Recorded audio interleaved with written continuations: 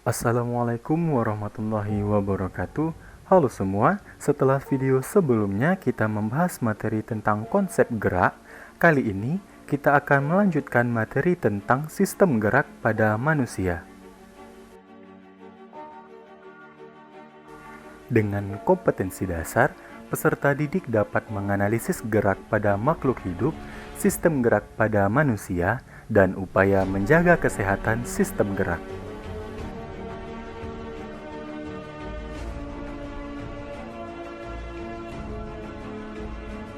Dengan indikator pencapaian, peserta didik dapat mengidentifikasi jenis tulang penyusun, mendeskripsikan struktur tulang, macam-macam tulang, dan proses perkembangan tulang, mendeskripsikan jenis-jenis sendi, mendeskripsikan jenis-jenis otot, mendeskripsikan fungsi otot bagi manusia, dan mendeskripsikan gangguan yang terjadi pada sistem gerak dan upaya mengatasinya. Rangka. Perhatikan gambar berikut. Dari gambar tersebut, kita dapat mengetahui bahwa pada tubuh manusia terdapat banyak sekali jenis tulang. Apabila dihitung, jumlah seluruh tulang tubuh manusia dewasa terdiri dari 206 tulang. Secara umum, ada 4 fungsi utama tulang bagi tubuh. Yang pertama, memberikan bentuk pada tubuh dan menopang tubuh kita. Yang kedua, melindungi organ dalam, misalnya tulang rusuk melindungi jantung dan paru-paru kita, serta tulang tengkorak yang melindungi otak kita. Yang ketiga, tempat menempelnya otot yang merupakan alat gerak aktif sehingga dapat menggerakkan tulang. Dan yang terakhir, pada jenis tulang tertentu, seperti tulang paha atau femur, tulang tersebut berfungsi sebagai tempat pembentukan sel darah. Sel darah dibentuk di bagian sumsum tulang, yaitu jaringan lunak yang terdapat di bagian tengah tulang. Struktur tulang. Permukaan tulang ditutupi oleh membran yang menempel dengan kuat. Membran itu disebut periosteum. Membran periosteum juga penting dalam pertumbuhan dan perbaikan tulang. Pada bagian bawah periosteum terdapat tulang kompak atau disebut juga tulang keras, yaitu suatu lapisan tulang yang keras dan kuat. Tulang kompak mengandung sel-sel tulang, pembuluh-pembuluh darah, zat kapur, fosfor, serta serabut elastis. Di dalam struktur tulang juga terdapat tulang spons. Tulang spons dalam tulang pipa atau tulang panjang terdapat di daerah ujung tulang. Tulang spons kurang kompak dan mempunyai banyak ruang-ruang kecil terbuka yang membuat tulang menjadi ringan.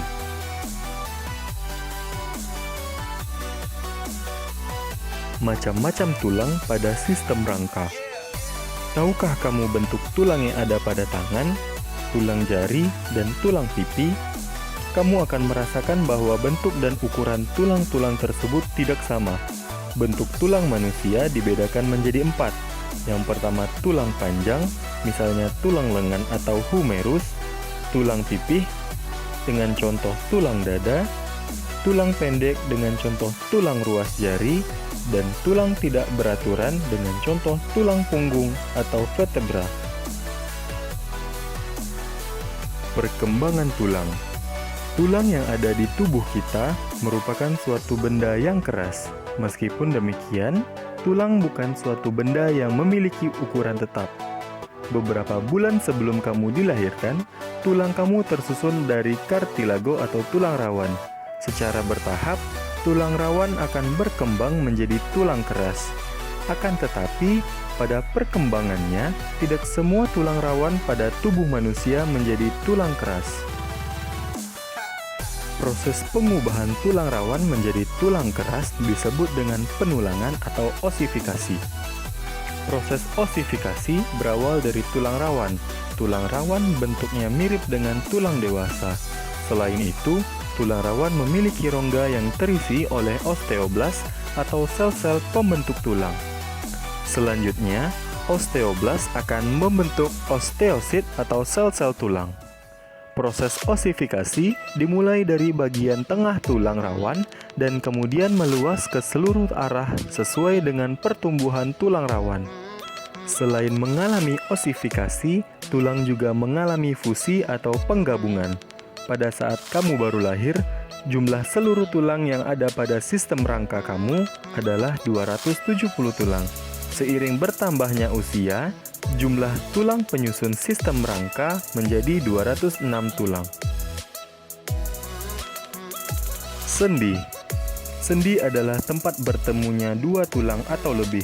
Dengan adanya sendi, hubungan antara tulang-tulang tubuh dapat digerakkan. Berikut ini beberapa jenis persendian yang dapat digerakkan dengan bebas. Yang pertama, sendi peluru.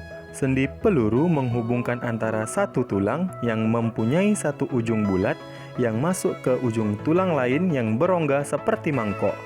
Sendi ini dapat membentuk gerakan sangat bebas. Contoh dari sendi ini yaitu sendi antara tulang lengan atas dan tulang belikat, serta antara tulang pinggul dan tulang paha. Yang kedua, sendi engsel. Tipe sendi ini mempunyai gerakan satu arah yang ke depan dan yang ada yang ke belakang. Contoh sendi engsel antara lain sendi-sendi pada siku dan lutut.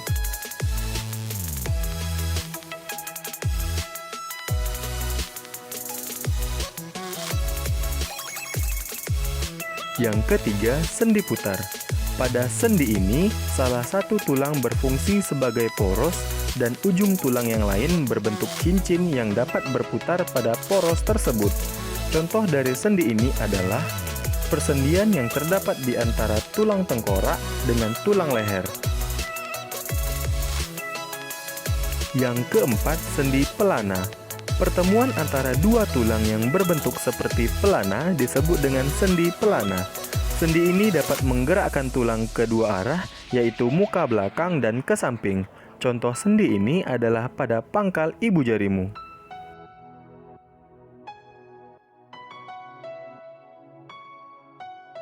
Yang kelima, sendi geser. Sendi geser menghubungkan antara dua tulang yang memiliki permukaan yang datar. Prinsip kerja sendi ini adalah satu bagian tulang bergerak menggeser di atas tulang lain.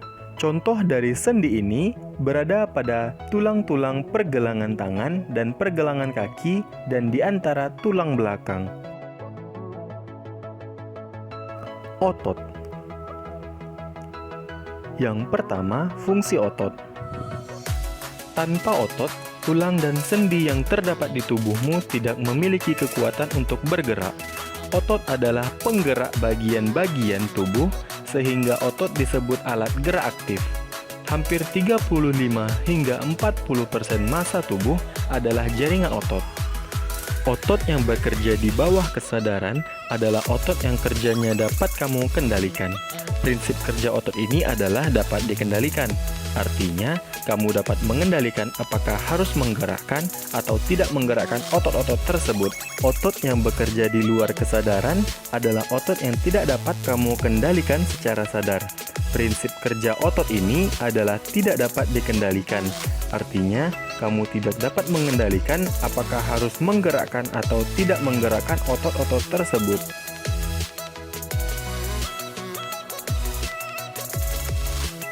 Otot dapat dibagi menjadi beberapa jenis. Yang pertama, otot rangka. Otot rangka adalah otot yang paling banyak terdapat di dalam tubuh.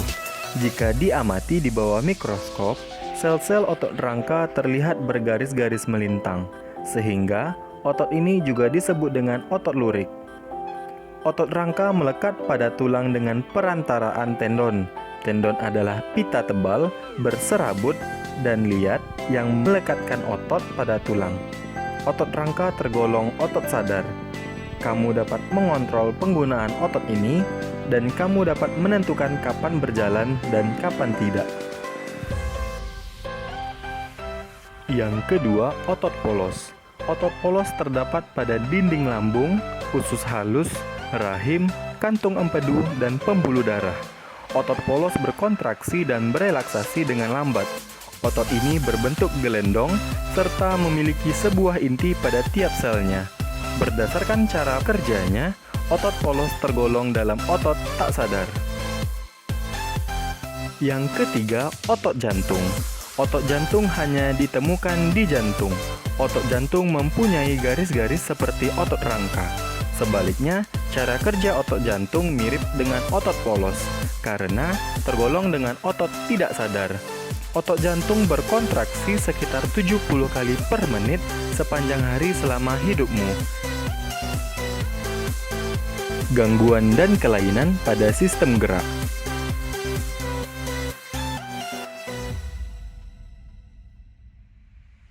Yang pertama, kifosis, lordosis, dan skoliosis. Kifosis merupakan kelainan dengan melengkungnya tulang belakang yang berlebihan di bagian dada ke arah belakang.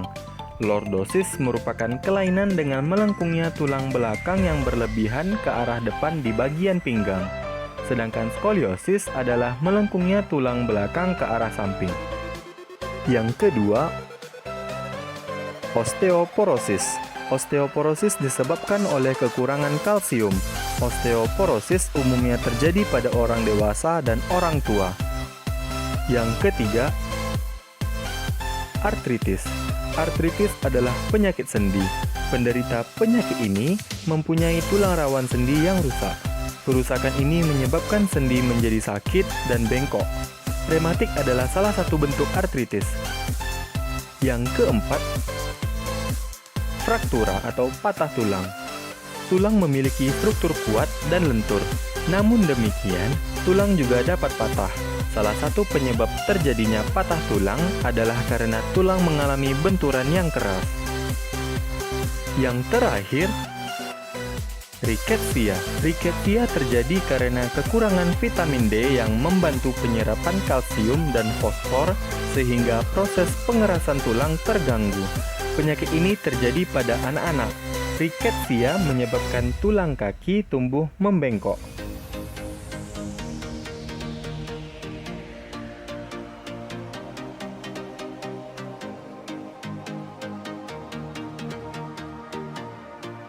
Upaya menjaga kesehatan sistem gerak manusia.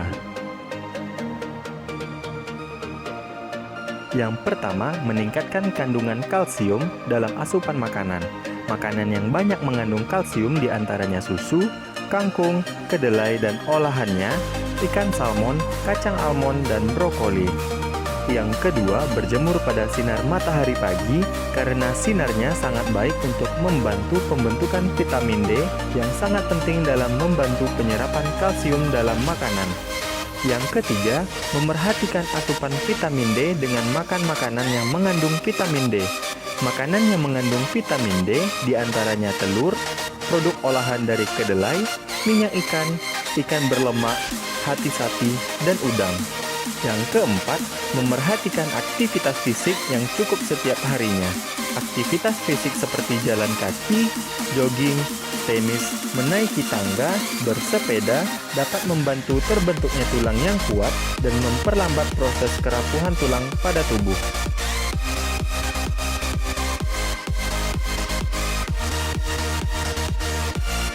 Sekian video pembelajaran pada kali ini. Untuk materi selanjutnya akan dilanjutkan pada video pembelajaran yang akan datang. Terima kasih. Assalamualaikum warahmatullahi wabarakatuh.